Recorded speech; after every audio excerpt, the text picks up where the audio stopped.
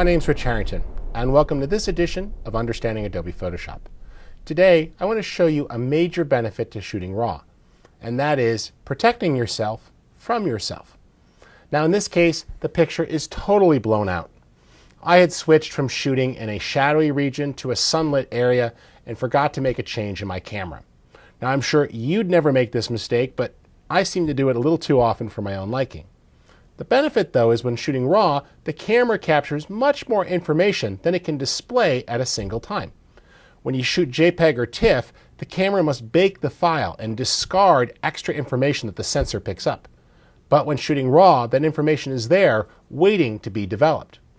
So here we have it, and I can go ahead and tweak exposure and doing a rescue or push it further. If I click Auto, it analyzes the image, and notice how much information was recovered. Exposure was brought down, and then recovery further pulled in some of the overexposed areas. Let's go ahead and put this back here to normal. Notice that recovery pulls down and rescues blown out material. Now you usually want to combine that with exposure as we've done here to get a nice balance. Fill light can go back in on a dark photo and actually brighten up some of the shadowy areas as you're seeing.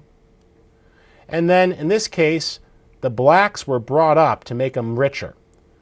One problem with blown out images tends that they have no contrast, but with the black slider you can put that in and of course tweak contrast as well until you get a nice balance. If you need to tweak color, I recommend starting with vibrance and then filling it in with a little bit of saturation. And of course, a great tool is clarity. Now you'll see this best by going to 100% and watch what clarity does. See the softness there? As we start to bring that up, little subtle details like the eyelashes really start to cut through. Looks pretty good. We'll zoom back out here. That image has been rescued, and we can go ahead and crop it. Let's just go to a nice 1:1 crop, and we'll pull that in. There we go. Looks pretty good. Press return, and open image, and it is rescued.